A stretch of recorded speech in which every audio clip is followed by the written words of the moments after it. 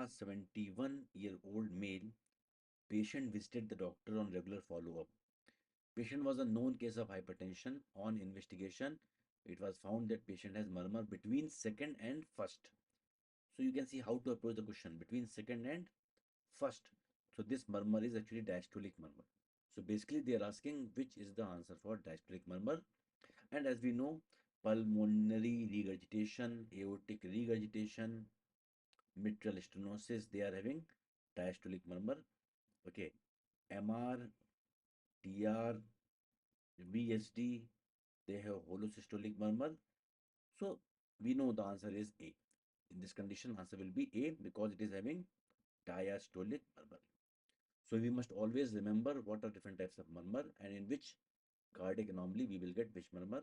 So here answer will be pulmonary regurgitation.